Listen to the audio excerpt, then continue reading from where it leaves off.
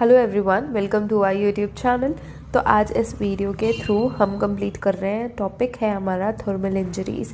तो thermal injuries के पहले हमने मैकेनिकल इंजरीज़ कंप्लीट करी हुई है। मैकेनिकल इंजरीज़ के सब टाइप्स भी हमने कवर कर लिए हैं। तो अगर आपने वो वीडियोस नहीं देखी है तो आप प्लेलिस्ट में भी जा सकते हैं और रीसेंट पास्ट की वीडियो में भी आपको वो वीडियोज़ मिल जाएंगी। ठीक है, तो आज इस वीडियो से हम क्या कवर कर रहे हैं, थर्मल इंजरीज़ कवर कर रहे हैं। तो ये लेक्चर शुरू करते हैं, थर्मल इंजरीज़ के बारे में पढ़ते हैं, क्या इंपॉर्टेंट है, थर्मल इंजरीज़ क्या होती है, कैसे कॉज होती है, ये सारा कुछ हम देखेंगे। ठीक है, थर्मल इंजरीज़ एग्जैक्टली होती क्या है या किन्हें हम थर्मल इंजरीज़ कहते हैं। तो thermal injury is defined as tissue injury due to application of heat. तो कैसे डिफाइन करेंगे, अगर मैं आपको कहती हूँ कि डिफाइन थर्मल इंजरीज़, तो आप थर्मल इंजरीज़ को कैसे डिफाइन करेंगे? तो आप कहेंगे थर्मल इंजरीज़ वो इंजरी है जो कि एप्लीकेशन ऑफ हीट से क्रिएट होती है। जब आप हीट अप्लाई करते हैं एक बॉडी टिश्यू में, टिश्यूज़ पे जब आप हीट अप्लाई करेंगे तो उससे जो इंजरी क्रिएट होगी वो कौन सी इंजरी कहलाएगी? वो थर्मल इंजरी कहलाएगी। ठीक है, कौन सी इंजरी कहलाएगी? Thermal injury. कैसे क्रिएट होती है? हीट के एप्लीकेशन से थर्मल इंजरी क्रिएट होती है। ठीक है, किसके एप्लीकेशन से?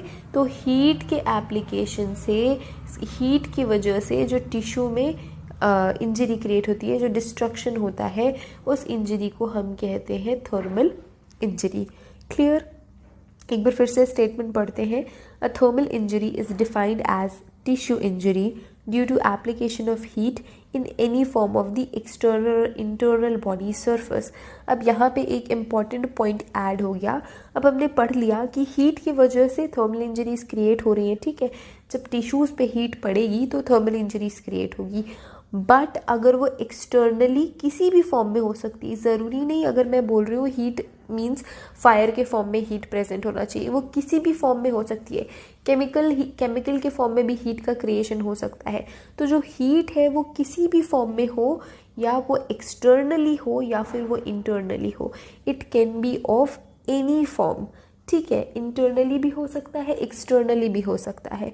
तो इंटरनली एंड एक्सटर्नली दोनों ही मोड में, कैसे भी फॉर्म में हीट अगर अप्लाई होती है और उससे इंजरी का क्रिएशन होता है तो वो थर्मल इंजरीज कहलाएंगी। ठीक है, दीज इंजरीज रिजल्ट फ्रॉम, तो ये जो थर्मल इंजरीज है वो कैसे होती हैं? तो यहाँ पे मैंने पॉइंट आउट किया हुआ है कि किन किन वजहों से, कौन से ऐसे रीजंस होते हैं जिनकी वजह से थर्मल इंजरी का क्रिएशन होता है, या थर्मल इंजरी रिजल्ट्स में एज अ रिजल्ट हमको थर्मल इंजरी मिलती है। तो फर्स्ट है ड्राई हीट। क्या है? ड्राई हीट के एप्लीकेशन से। ड्राई हीट क्या होती है? Hot things. तो कोई भी ऐसा सब्सटेंस या कोई भी ऐसी वस्तु या कोई भी ऐसा ऑब्जेक्ट जो कि हॉट है, उसके एप्लीकेशन से जो थर्मल इंजरी का क्रिएशन होगा उसे हम कहेंगे ड्राई हीट। ठीक है, हॉट ऑब्जेक्ट की वजह से, हॉट थिंग की वजह से, या फ्लेम्स हम कहें, फ्लेम्स हॉट थिंग्स की वजह से जो इंजरी का क्रिएशन होगा वो कौन सी इंजरी कहलाएगा? वो कहलाएगा ड्राई हीट। क्या कहलाएगा? Dry heat. ठीक है, नेक्स्ट आता है मॉइस्ट हीट। तो मॉइस्ट हीट क्या, नाम से ही पता चल रहा है कि मॉइस्ट हीट में मॉइस्चर का एप्लीकेशन है, या मॉइस्चर का एप्लीकेशन नहीं है, मॉइस्चर का एप्लीकेशन भी हो सकता है। जैसे कि स्टीम की वजह से जब भी कोई भी हीट वाली इंजरी होती है, थर्मल इंजरी, स्टीम्स की वजह से जब जलता है हाथ, या आपके बहुत कॉमन होता है कि हाथ ही अक्सर जलता है, तो इस वजह से मेरे मुंह से बस निकल गया वो, तो वो बॉडी का कोई भी पार्ट हो सकता है, स्टीम से अगर जल रहा है, या कोई भी ऐसा फॉर्म है थर्मल हीट का, या ऐसा भी कोई फॉर्म है हीट का जिसमें मॉइस्चर का प्रेजेंट है, तब वो हम कहेंगे उसे मॉइस्ट हीट। ठीक है, नेक्स्ट कौन सा है? केमिकल या फिर कोरोसिव बर्न जिसे हम कहते हैं। तो केमिकल मीन्स कोई भी ऐसे केमिकल्स, जैसे कि एसिडिक नेचर के जो केमिकल्स होते हैं, हाइड्रोक्लोरिक एसिड हो गया, सल्फ्यूरिक एसिड हो गया। ठीक है, sulphuric acid, hydrochloric acid, nitric acid, तो ये सारे के सारे बहुत ही एसिडिक नेचर के होते हैं। अब डिपेंड करता है कॉन्सेंट्रेशन एंड डाइल्यूटेड में। ऑब्वियसली कॉन्सेंट्रेटेड फॉर्म ऑफ इनका जो भी फॉर्म होता है वो ज़्यादा कोरोसिव होगा, वो ज़्यादा थर्मल इंजरी क्रिएट करने के नेचर पे होगा, बट ये जो केमिकल्स है एसिडिक नेचर के होते हैं एंड ये थर्मल इंजरीज क्रिएट करते हैं क्योंकि केमिकल एक्शन होता है। केमिकल एक्शन होने की वजह से कोरोसिव इंजरी या कोरोसिव बर्न हम उन्हें कहते हैं। केमिकल्स की वजह से जो थर्मल इंजरी होती है उसे हम कोरोसिव बर्न कहते हैं, या फिर thermal injuries due to chemical भी कह सकते हैं, वो हीट की वजह से ही होती है। नेक्स्ट आ गया इलेक्ट्रिकल कॉन्टैक्ट। इलेक्ट्रिकल कॉन्टैक्ट, ये भी नाम से डायरेक्टली आपको पॉइंट आउट कर रहा है कि इलेक्ट्रिसिटी का इन्वॉल्वमेंट है ना। इलेक्ट्रिक कॉन्टैक्ट की अगर हम बात कर रहे हैं तो इन्वॉल्वमेंट किसका हो रहा है, इलेक्ट्रिसिटी की इन्वॉल्वमेंट हो रही है। और ये जो इलेक्ट्रिसिटी है वो किसी भी फॉर्म में हो सकती है। वो इलेक्ट्रिक जो आप इलेक्ट्रिसिटी आपके घर पे आती है जिससे आप कोई भी इलेक्ट्रिक ऑब्जेक्ट चला पाते हैं, वो वाली इलेक्ट्रिसिटी भी हो सकती है और थंडर वाली भी इलेक्ट्रिसिटी हो सकती है। जब बारिश के मौसम में बहुत ज़्यादा बिजलियाँ कड़कती हैं तो वो भी जो फॉर्म होता है, जो थंडर होता है, वो भी एक तरीके का इलेक्ट्रिक करंट या इलेक्ट्रिक आप उसको इम्पल्स या जो भी कहना चाहिए, जैसा भी आप उसको एड्रेस कर सकते हैं, तो आप उसे इलेक्ट्रिकल इंजरी या इलेक्ट्रिकल बर्न के कांटेक्ट में ले सकते हैं। इलेक्ट्रिकल बर्न कब होगा, जब भी किसी को करंट लग जाता है, तो इलेक्ट्रिसिटी की वजह से करंट लगा या तो फिर थंडर की वजह से। कभी ऐसा न्यूज़ में आता है ना कि वहाँ बिजली गिर गई, इतने लोग घायल हो गए, इतने लोगों की जान चली गई, तो ये थर्मल इंजरी की वजह से ही होता है। इलेक्ट्रिकल कांटेक्ट होता है उनका, या तो वो दो तरीके का हो सकता है। मैंने बोला मैन मेड इलेक्ट्रिसिटी हो सकती है, अब मैन मेड नहीं कहना चाहिए, बट येस जो इलेक्ट्रिकल सप्लाई होता है वो कह सकते हैं हम, नॉर्मल ज़्यादा समझने की वजह से ऐसा हम कह रहे हैं। तो या तो इलेक्ट्रिकल सप्लाई की वजह से हो सकता है, या तो नेचुरल इलेक्ट्रिसिटी जो होती है जिसे हम थंडर बोल सकते हैं, तो इन दोनों की वजह से। तो ये सारा कुछ किस में आ जाएगा, इलेक्ट्रिकल कॉन्टैक्ट या इलेक्ट्रिकल इंजरी, इलेक्ट्रिकल बर्न के कैटेगरी के अंदर आ जाएगा। ठीक है, बर्न इंजरी, थर्मल इंजरी हम पढ़ रहे हैं। लास्ट कौन सा है, X rays, UV rays, laser, microwave. तो जो इलेक्ट्रोमैग्नेटिक रेडिएशन के नेचर की जो भी इलेक्ट्रोमैग्नेटिक रेडिएशन के वजह से जो भी बर्न होगा उसे हम कहते हैं रेडिएशन बर्न, क्योंकि रेडिएशन, ये सारा कुछ रेडिएशन ही है ना। अगर इन सारी रेडिएशंस की वजह से इंजरी की क्रिएशन हो रही है, तो इन सारी जो रेडिएशंस की वजह से इंजरी क्रिएट हो रही है उन्हें भी हम सारे के सारे थर्मल इंजरी के एरिया में रखेंगे। थर्मल इंजरी कहलाएगी ये सारी की चीज़ें। तो हमने देख लिया थर्मल इंजरी किन किन फॉर्म्स में हो सकती है। तो ड्राई हीट की वजह से हो सकती है, मॉइस्ट हीट की वजह से हो सकती है, केमिकल्स की वजह से हो सकती है, इलेक्ट्रिकल कॉन्टैक्ट की वजह से हो सकती है, X rays, UV rays, lasers, microwaves, इन सारी रेडिएशंस की वजह से भी आपको थर्मल इंजरीज देखने को मिलती हैं। थर्मल इंजरीज कैसी होती हैं, थर्मल इंजरीज हीट की एप्लीकेशन की वजह से जो टिश्यू डैमेज होती है या टिश्यू में जो भी इंजरी क्रिएट होती है उसे हम थर्मल इंजरी कहते हैं। थर्मल इंजरी का जो हीट एप्लीकेशन है वो किसी भी फॉर्म में हो सकता है। वो ड्राई हीट एप्लीकेशन हो सकता है, मॉइस्ट हीट हो सकता है, केमिकल हीट हो सकता है, रेडिएशन हीट हो सकता है। तो वो कोई भी फॉर्म का हीट हो सकता है, ईदर एक्सटर्नल और इंटरनल। तो इंटरनली भी हो सकता है, एक्सटर्नली भी हो सकता है। और इन सारी चीज़ों की वजह से जब क्रिएशन होगी इंजरी की तो उसे हम कहेंगे थर्मल इंजरी, या हम थर्मल इंजरी की कैटेगरी में उन सबको लिस्ट डाउन करेंगे। ठीक है, तो थर्मल इंजरी क्लियर हो गई। थर्मल इंजरी हमने पढ़ ली। अब इम्पॉर्टेंट पॉइंट नेक्स्ट है कि कैरेक्टरिस्टिक्स क्या क्या होता है थर्मल इंजरीज के। थर्मल इंजरीज में भी आगे हम क्लियर करेंगे सारे सब पॉइंट्स एंड सब टॉपिक्स को। तो धीरे धीरे ये पूरा टॉपिक क्लियर करेंगे। तो अभी हम बात कर रहे हैं कैरेक्टरिस्टिक की। ठीक है, कैरेक्टरिस्टिक की बात करेंगे। अब हमने ये तो देख लिया कि थर्मल इंजरीज कैसे होती हैं, थर्मल इंजरीज क्या होती हैं, कैसे क्रिएट होती हैं, कौन कौन से टाइप की, कौन कौन से फॉर्म ऑफ हीट का एप्लीकेशन थर्मल इंजरी क्रिएट करता है। अब इसके कैरेक्टरिस्टिक क्या है, कुछ स्पेसिफिक कैरेक्टरिस्टिक होते हैं थर्मल इंजरीज के जो हमें पता होने चाहिए। तो थर्मल इंजरीज के कैरेक्टरिस्टिक देखते हैं। Burn heat produces bye radiant heat from hot substances causes whitening of the skin on direct contact. Such substances causes blisters. तो जो हीट का एप्लीकेशन है, बर्न हीट जो होती है, it produces by the radiant heat from hot substances. तो जो heat का नेचर है वो रेडिएंट होता है हॉट सब्सटेंसेस की वजह से, जो हम एक तरीके से बोल सकते हैं कि ड्राई हीट। ड्राई हीट का एप्लीकेशन हम कह सकते हैं। तो जब हीट का एप्लीकेशन होता है वो अगर वो रेडिएंट है और हॉट सब्सटेंस की वजह से है तो वो स्किन की वाइटनिंग कॉज करता है। जो स्किन है उनमें वाइटनिंग आपको देखने को मिलेगी और डायरेक्ट कांटेक्ट की वजह से आपको वाइटनिंग देखने को मिलेगी। जैसे ही हॉट सब्सटेंसेस जो कि रेडिएंट हीट के फॉर्म में है वो आपकी स्किन के कांटेक्ट में आता है तो स्किन वाइटनिंग हो जाती है और उसकी वजह से ब्लिस्टर्स हो जाते हैं। ब्लिस्टर्स हम नॉर्मल लैंग्वेज में क्या कहते हैं, फफोले आ जाना। तो जैसे ही हॉट सब्सटेंस के कांटेक्ट में आपका कोई भी टिश्यू, कोई भी बॉडी पार्ट आता है तो वो एरिया, वो स्किन है वो वाइट हो जाती है, वाइटनिंग ऑफ द स्किन हो जाती है और वो उस एरिया में, जिस एरिया में हीट का एप्लीकेशन हुआ है वहाँ पे ब्लिस्टर्स का फॉर्मेशन हो जाता है, ब्लिस्टर्स बन जाते हैं। तो ये कैरेक्टरिस्टिक है हीट एप्लीकेशन, हीट की होने से जो हीट इंजरी या जो बर्न इंजरी होती है उसकी कैरेक्टरिस्टिक है whitening of the skin and blisters. ठीक है। If kept in contact for longer time they produces roasting है, ये आर कर लो, हाँ सही है, ठीक है। They produces roasting and charring of the body parts. अगर ज़्यादा देर तक कांटेक्ट में रह गया आपका हॉट सब्सटेंस या हॉट ऑब्जेक्ट तो जो बॉडी का जो स्किन है उसमें रोस्टिंग इफेक्ट आपको देखने को मिलेगा और चारिंग देखने की मिलेगी जिस भी बॉडी पार्ट से वो हॉट सब्सटेंस का कॉन्टैक्ट हुआ है लॉन्गर टाइम के लिए। ठीक है।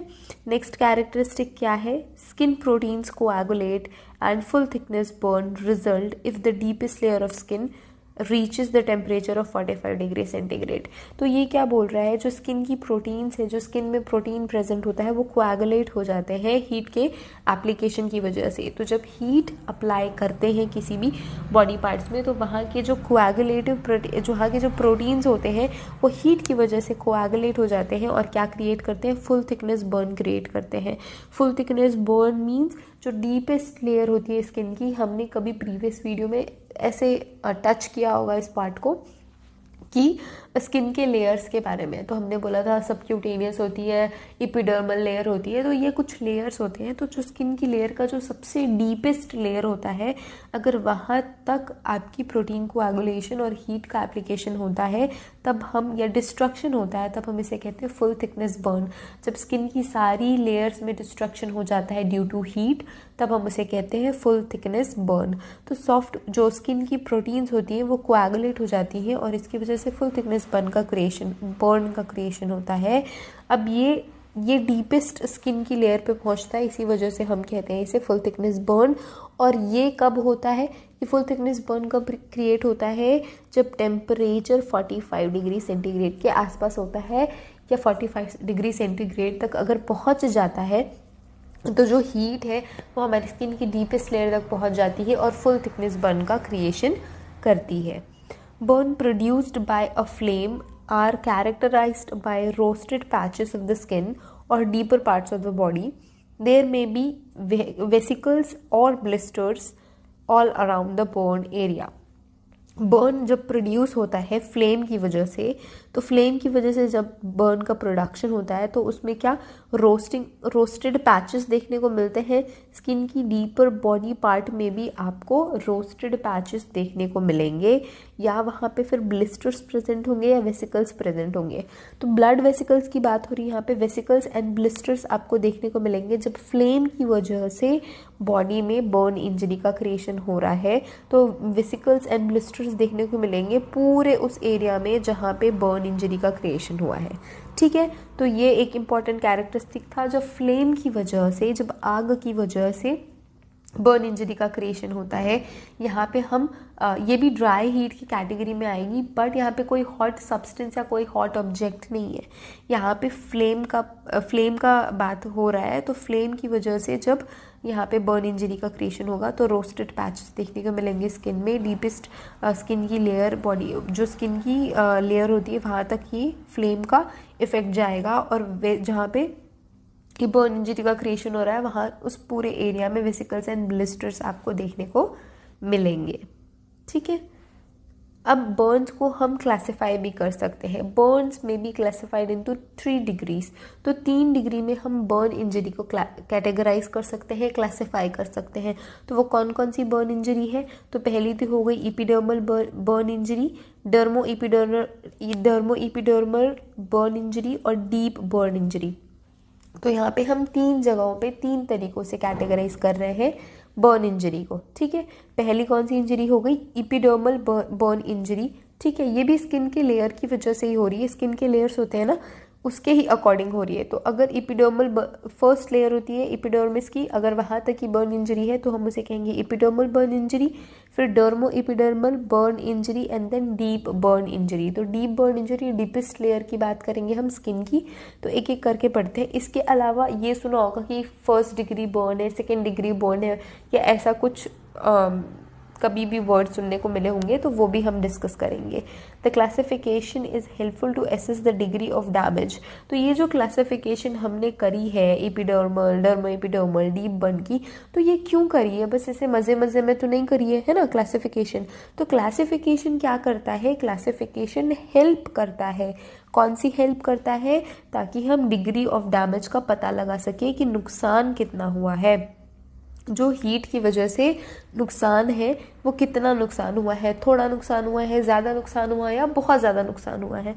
तो ये जो क्लासिफिकेशन है वो आपको हेल्प करती है असेस करने में कि डिग्री ऑफ डैमेज कितना हुआ है। ठीक है, जो भी पर्टिकुलर पर्सन है जिसको ये डैमेजेस हुए हैं, उस पर्सन का डैमेज की डिग्री कितनी है उसे असेस करने में ये क्लासिफिकेशन आपकी हेल्प करता है। If partial loss of skin thickness first degree burn is self healing. अच्छा, तो जब पार्शियल लॉस होता है स्किन का, यहाँ पे हम बात कर रहे हैं फर्स्ट डिग्री बर्न की। फर्स्ट डिग्री बर्न क्या होता है?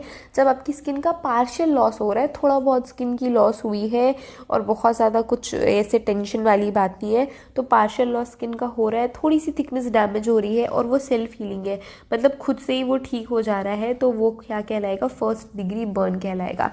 तो ये फर्स्ट डिग्री बर्न हम किसे कह सकते हैं? जब आप कभी किचन में कुक करते हैं या कुछ कुकिंग वाला आप काम कर रहे हैं, तो ऐसे किचन में जो थोड़ा बहुत पार्शियल लॉस होता है स्किन का, सेल्फ हीलिंग वाला जो बर्न इंजरी आपको देखने को मिलता है, वो कौन सी डिग्री का बर्न होता है? वो फर्स्ट डिग्री का बर्न होता है। ठीक है, कौन सी डिग्री का बर्न होता है? फर्स्ट डिग्री का बर्न होता है। सेल्फ हीलिंग होती है, खुद से ठीक हो जाता है, it means, and partial loss of होता है स्किन का। ठीक है, स्किन की पूरी थिकनेस लॉस नहीं होती, पार्शियल लॉस होता है।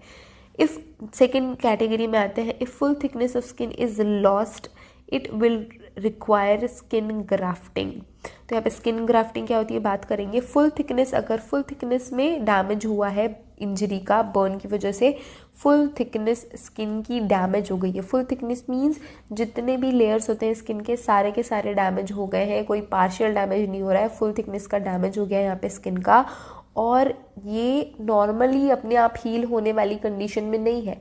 फर्स्ट डिग्री बर्न में क्या देखा था? खुद से ही ठीक हो जाता था, भाई थोड़ा बहुत पार्शियल लॉस हुआ है तो उसे हमने कह दिया फर्स्ट डिग्री बर्न, थोड़ा बहुत बस अब ऊपर लेयर स्किन की डैमेज हो गई है। बट इसमें फुल थिकनेस स्किन की डैमेज हो गई है तो ये खुद से ठीक बिल्कुल भी नहीं होने वाला है, और ये सेकेंड डिग्री बर्न के अंदर पे आएगा।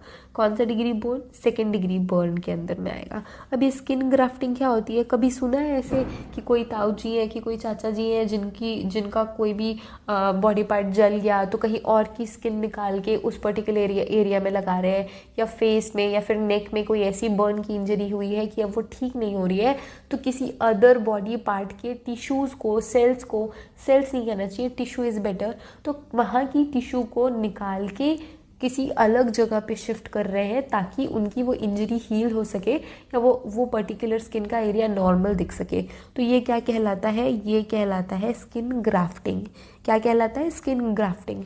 तो किसी और बॉडी पार्ट की टिश्यूज़ को किसी दूसरे बॉडी पार्ट में शिफ्ट करना in order to heal the wound, और इन ऑर्डर टू क्या कह सकते हैं, किसी भी इंजरी, बर्न इंजरी नहीं कहना चाहिए, बट अब हम बर्न पढ़ रहे हैं तो बर्न ही रेफ़र करेंगे। तो किसी भी पर्टिकुलर एरिया में बर्न इंजरी हुई है तो उसको हील करने के लिए उसकी हीलिंग प्रमोट करने के लिए ये प्रोसेस अपनाई जाती है, क्योंकि वो खुद से हील होने की कंडीशन में नहीं है। फुल थिकनेस बर्न हो चुकी है, सारे टिश्यूज़ की जो लेयर है, जो स्किन टिश्यू की लेयर है, वो पूरी ख़त्म हो चुकी है, बेकार हो चुकी है। तो किसी अदर बॉडी पार्ट से टिश्यूज़ को आपको शिफ्ट करना पड़ेगा, ट्रांसफ़र करना पड़ेगा, ताकि वो जो वुंड है वो हील हो सके। ठीक है, तो ये हो गया second degree burn. Third degree burn पे आएंगे। नेक्स्ट क्या है? Third degree burn. तो first degree burn, second degree burn and third degree burn. तो फर्स्ट एंड सेकेंड डिस्कस कर लिया, थर्ड में आ जाओ। If there is deep burning it will cause loss of function. अब इससे भी ज़्यादा खतरनाक, इससे भी ज़्यादा सीवियर अगर केस हो गया है, बहुत बुरी तरीके से अगर किसी पर्सन का कोई बॉडी पार्ट जला है, तो उसे हम कहेंगे डीप बर्निंग। इसमें भी फुल थिकनेस तो आएगी ही आएगी, लेकिन और भी ज़्यादा सुपर डुपर डैमेज हो गया है। उसमें क्या था? फुल थिकनेस, स्किन की सारी लेयर डैमेज हो गई, हमने ग्राफ्टिंग कर दी, स्किन ग्राफ्टिंग कर दी, स्किन ग्राफ्टिंग के बाद हीलिंग की प्रोसेस शुरू हो गई। बट थर्ड डिग्री बर्न में क्या होता है? कभी मूवीज़ में देखा होगा कि किसी डाउरी के वजह से कभी किसी ने चला दिया, और मूवीज़ पहले पुरानी मूवीज़ बहुत बनती थी डाउरी के केसेस में, और जनरली वो अपनी बहुओं को या जो भी विमेंस रहती थी उनको जला देते थे। तो ऐसे हॉस्पिटल में जाने के बाद ओहो थर्ड डिग्री बर्न है, इस तरीके का कभी कोई डायलॉग सुना होगा। तो थर्ड डिग्री बर्न मीन्स बहुत बुरी तरीके का बर्न है, बहुत मुश्किल हो जाती है उस पर्सन को, बहुत सीवियर पेन भी होता है, और मूवीज़ के हिसाब से तो वो बचता ही नहीं इंसान। बट हम थोड़ा प्रैक्टिकली स्टडी के पॉइंट ऑफ व्यू से देखते हैं। जो डीप बर्न होता है उसे हम कहते हैं third degree burn. It will cause loss of function. तो जो भी फंक्शन है उस बॉडी पार्ट का या उस बॉडी टिश्यू का, वो अपने फंक्शन को करने में कैपेबल नहीं रह जाता है। इतनी बुरी तरीके से बर्न इंजरी होती है कि वो सारे के सारे फंक्शंस उसके लॉस हो जाते हैं। परमानेंट लॉस भी हो सकते हैं और उनका वापस से रिस्टोरेशन भी हो सकता है, बट वो लॉस इतना सीवियर रहता है कि मुश्किल ही होता है उसको रिवाइव करना, उसको वापस से ठीक करना। तो deep burning third degree burn में क्या होता है? बहुत सीवियर बर्निंग इंजरी रहती है, बहुत सीवियर बर्न इंजरी रहती है, and it will cause loss of function. सारे नर्व्स वगैरह सारे कुछ डैमेज हो जाते हैं, पूरा फंक्शन उस पर्टिकुलर स्किन टिश्यू ऑर्गन या बॉडी पार्ट कह लो, वो पूरी तरीके से डिस्ट्रक्ट हो जाता है, ख़राब हो जाता है, बेकार हो जाता है। किसमें? थर्ड डिग्री बर्न में। ठीक है, थर्ड डिग्री बर्न में फर्स्ट भी पढ़ लिया, सेकेंड भी पढ़ लिया, थर्ड भी पढ़ लिया। ठीक है, अब हमने 3 कैटेगरीज, ये भी काइंड ऑफ ऐसे ही कैटेगराइजेशन था समझो, बट हमने epidermal, dermo epidermal and deep पढ़ा था, तो वो एक बार देख लेते हैं। एपिडर्मल बर्न क्या होता है? Epidermal burn, the affected part is red. Epidermal burn में क्या होता है? जो अफेक्टेड पार्ट है, जिस भी पार्ट में बर्निंग हुई है, वो रेड हो जाता है। Usually have a blister covered by a pale avascular epidermis and surrounded by a thin red area of inflammation. तो पहली चीज़ क्या है? एपिडर्मल बर्न में देख लो तो रेड हो जाएगा वो एरिया, यूजुअली ब्लिस्टर हो जाते हैं, यूजुअली फफोले हो जाते हैं, और वो कौन कवर करते हैं? पेल एवास्कुलर एपिडर्मिस। पेल एवास्कुलर मतलब ऐसे कोई जो ट्रांसपेरेंट से फफोले हो जाते हैं ना जब जलता है हाथ, तो वो वैसा केस रहता है। पेल एवास्कुलर, वहाँ पे कोई वैसे ब्लड वेसल्स नहीं होती है, पेल होता है कलर में भी, तो पेल एवास्कुलर ब्लिस्टर एपिडर्मिस पे हो जाती है, और किससे सराउंडेड होती है? Surrounded by a thin area of red inflammation. अब वो ब्लिस्टर तो पेल होगा, एवास्कुलर होगा, ट्रांसपेरेंट सा होगा, ठीक है, कोई पर्टिकुलर कलर नहीं होगा, बट उसके आसपास का जो एरिया है, जो सराउंडेड, जो उसको सराउंड करता है, वो एरिया में हल्का सा इन्फ्लेमेशन होगा, या वहाँ पे रेडनेस और इन्फ्लेमेशन का प्रेजेंस होगा। किसमें? एपिडर्मल बर्न में। ठीक है, यूजुअली रेड होगा, ब्लिस्टर प्रेजेंट हो सकते हैं। ब्लिस्टर कैसा होगा? काइंड ऑफ ट्रांसपेरेंट या पेल एवास्कुलर कहना चाहिए, और उसका एरिया सराउंडेड होगा रेड एरिया ऑफ इन्फ्लेमेशन से। ठीक है, ऐसे केसेस में जो हेयर्स होते हैं वो बर्न हो जाते हैं, जो हमारी स्किन में हेयर प्रेजेंट होते हैं वो जल जाएंगे। Burns are painful but repair without scar. अब ये जो बर्न्स होते हैं वो पेनफुल रहेंगे, ऑब्वियसली पेनफुल रहते हैं, बट ये अच्छी बात रहती है जब ये ठीक होते हैं तो कोई स्कार का फॉर्मेशन नहीं करते हैं, किसी भी तरीके का निशान का फॉर्मेशन नहीं करते हैं। ठीक होते हैं तो पूरी तरीके से ठीक हो जाते हैं, पता भी नहीं चलता बाद में कि यहाँ पे कोई बर्न इंजरी हुई थी। डर्मो एपिडर्मल बर्न में क्या होता है? The whole thickness of skin is destroyed. अब होल थिकनेस में इतनी बार बोल चुकी हूँ तो यहाँ पे क्लियर हो ही गया होगा अभी तक कि होल थिकनेस का मतलब जितने भी लेयर्स है स्किन के सब डैमेज हो गए हैं, ठीक है। तो whole thickness of skin is destroyed बोलने से पूरे के जो लेयर्स होते हैं स्किन के वो डिस्ट्रॉय हो गए हैं भाई, किसमें, डर्मो इपिडर्मल बर्न्स में। There is coagulation necrosis of epidermis and dermis. अब यहाँ पे फिर से स्किन लेयर की बात कर रहे हैं। अच्छा, तो यहाँ पे बोल ही दिया गया है कि सारी लेयर्स डिस्ट्रॉय हो गए, तो डर्मिस एपिडर्मिस में नेक्रोसिस तो होगा ही ना। नेक्रोसिस मीन्स, मैंने बोला था नेक्रोसिस क्या होता है, नेक्रोसिस मीन्स उस जो एरिया के सेल्स एंड टिश्यूज हैं वो मर चुके हैं, वो मर गए हैं उस एरिया के टिश्यूज एंड सेल्स। तो कोआगुलेशन नेक्रोसिस मीन्स कोआगुलेशन की प्रोसेस की वजह से नेक्रोसिस हो गया है, किसका, एपिडर्मिस एंड डर्मिस का। तो डर्मिस एंड एपिडर्मिस स्किन की लेयर होती है। अब मैंने पहले ही बोल दिया फुल थिकनेस का डैमेज हुआ है तो फुल थिकनेस ही मान के चलो। The necrosed tissue separates within about a week. तो जो टिश्यूज मर गई हैं या जो डेड टिश्यूज हो गई हैं वो एक वीक में सेपरेट हो जाती हैं, ठीक है। अब जो हमारा वुंड है वो हील भी तो होगा ना भाई, तो हील होने की प्रोसेस में एक वीक के अंदर में ये जो नेक्रोज्ड टिश्यूज होती हैं वो सेपरेट हो जाती हैं। And ulcer with scar formation, तो अल्सर का भी फॉर्मेशन होता है और स्कार भी दिखता है, क्योंकि अब फुल थिकनेस बर्न हुआ था तो स्कार का फॉर्मेशन तो होगा ही होगा भाई, देख लो, ठीक है। जो नेक्रोज टिश्यूज है वो एक वीक के आसपास वो हट जाती हैं, हटने को हो जाती हैं। अल्सर का भी फॉर्मेशन होता है इसमें, एंड स्कार का फॉर्मेशन भी होता है, निशान भी होता है। स्कार को और क्या कहते हैं, एक अच्छा हिंदी वर्ड है, जो भी है, चलो ठीक है, अभी मुझे याद नहीं आ रहा है। तो स्कार का फॉर्मेशन भी होता है भाई। These burns are associated with considerable pain and shock. तो इसमें भी बहुत ज़्यादा पेन होता है। These burns are associated with considerable pain and shock.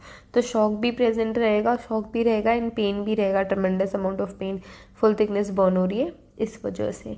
Next है आपका डीप बर्न। डीप बर्न में क्या होता है, the affected area is completely charred, great destruction of the skin. बुरी तरीके से जल जाएगा, बहुत ज़्यादा डिस्ट्रक्शन होगा स्किन का। सबक्यूटेनियस टिश्यूज एंड बोन्स, तो अब स्किन के साथ साथ सबक्यूटेनियस टिश्यूज भी डिस्ट्रक्ट हो रही है, ख़राब हो रही है, और बोन्स तक भी बात पहुंच चुकी है अब तो, ठीक है। तो स्किन का भी डिस्ट्रक्शन हो गया, सबक्यूटेनियस टिश्यूज़ का भी डिस्ट्रक्शन हो गया, बोन्स तक बात पहुंच चुकी है, तो बोन्स भी अफेक्ट हो जाएंगी डीप बर्न की वजह से। बर्न इंजरी की वजह से हमारी बोन्स भी अफेक्ट हो जाएंगी, इतना डीप रहता है ये जो बर्न इंजरी होती है वो। Nerve endings are also destroyed, तो उस एरिया की जो नर्व एंडिंग्स रहती है वो भी पूरी की तरीके से ख़त्म हो जाती है, डिस्ट्रॉय हो जाती है। The bones are relatively painless. अब ये पेनलेस क्यों रहते हैं, हमने तो देखा जो डर्मल एपिडर्मल था उसमें तो बहुत ज़्यादा पेन हो रहा था, तो इसमें पेन इस वजह से क्यों नहीं होगा या फिर पेनलेस क्यों होगा, क्योंकि ऑलरेडी नर्व एंडिंग्स भी ख़राब हो गई ना। नर्व एंडिंग जो नर्व्स है, अब हमने सबने स्कूल में, और जिन्होंने नहीं पढ़ा है उनको मैं बता देती हूँ, जो हमारी बॉडी में सिग्नल्स जो मूव करते हैं, जो बॉडी को जो भी फैक्टर्स जो ब्रेन को सिग्नल्स भेजते हैं उसे हम कहते हैं नर्व्स। अब वहाँ की जो नर्व्स है वो पूरी तरीके से डिस्ट्रॉय हो चुकी है, तो ये पेन वाला सिग्नल वो ब्रेन तक भेज नहीं पाती है, क्योंकि नर्व्स का ही डिस्ट्रक्शन हो गया है। तो इस वजह से ये रिलेटिवली पेनलेस रहता है as compare to the other sub types ना। डीप बर्न ज़्यादा पेनलेस रहता है क्योंकि नर्व एंडिंग्स भी डिस्ट्रक्ट हो जाती है, नर्व्स भी वहाँ की जो है वो यूजलेस हो जाती है, इस वजह से ये जो बर्न है वो पेनलेस तरीके का होता है। The estimation of burn surface area in an adult is usually detected by the rule of 9, ठीक है। अब एस्टिमेशन, जो बर्न सरफेस का एस्टिमेशन है, मैं बोल रही हूँ डीप बर्न है, तो जो सरफेस है एस्टिमेट उसको कैसे करेंगे, बर्न सरफेस का एस्टिमेशन करते हैं। एक हमारे पास एक थ्योरी है जिसे हम कहते हैं rule of 9। Rule of 9 important है। रूल ऑफ 9 की वजह से हम असेस करते हैं कि कितना बॉडी पार्ट कवर कर लिया है ब्रेन बोल रही हूँ, बर्न इंजरी ने, कि कितना बॉडी पार्ट कवर कर लिया है बर्न इंजरी ने। तो रूल ऑफ 9 से हम इसका डिटेक्शन करते हैं कि कितना बॉडी का एरिया बर्न इंजरी से कवर हो चुका है, और उसका एस्टिमेशन हम करते हैं रूल ऑफ 9 से। तो रूल ऑफ 9 हम नेक्स्ट वीडियो में कवर करेंगे। रूल ऑफ 9 से एग्जाम में क्वेश्चंस भी आ चुके हैं और अच्छा टॉपिक है, तो रूल ऑफ 9 इस वजह से हम नेक्स्ट वीडियो में करेंगे, क्योंकि अच्छा टॉपिक है, मैं इसी में करा दूंगी। वैसे तो वीडियो पूरी लास्ट तक देखते ही नहीं है कोई, तो इसी वजह से मैं नए वीडियो में कराऊंगी, क्योंकि इंटरेस्टिंग टॉपिक है, पढ़ने में मज़ा आएगा और इससे हम बर्न सरफेस एरिया का एस्टिमेशन भी करते हैं, किससे, रूल ऑफ 9 से, यूजुअली इन अडल्ट्स। ठीक है, तो नेक्स्ट वीडियो में क्या करेंगे, रूल ऑफ 9 करेंगे बर्न इंजरी पे। तो हमने बर्न इंजरी देख ली, बर्न इंजरी में क्या क्या देख लिया एक बार फिर से, चलो क्विक रिवीजन कर लो। थर्मल इंजरी क्या है देख ली, थर्मल इंजरी किन किन तरीक़ों से हो सकती है ये भी देख लिया, dry heat, moist heat, chemicals, electrical contact and radiations. ठीक है, इसके अलावा कैरेक्टरिस्टिक देख लिया कि क्या इंपॉर्टेंट कैरेक्टरिस्टिक थे बर्न इंजरी के। बर्न इंजरी का क्लासिफिकेशन देख लिया, epidermal burn, dermo epidermal burn, deep burn, और हमने first degree, second degree and third degree भी डिस्कस कर लिया है। ठीक है, इसके अलावा तो ये तो हमने डिस्कस कर ही लिया है। अब नेक्स्ट वीडियो में क्या करेंगे, रूल ऑफ 9 डिस्कस करेंगे। क्या डिस्कस करेंगे, रूल ऑफ 9 हम डिस्कस करेंगे नेक्स्ट वीडियो में। तो see you in the next video. Thank you so much for watching this video. Have a great day ahead and happy Diwali. Bye. See you in the next video. Bye bye.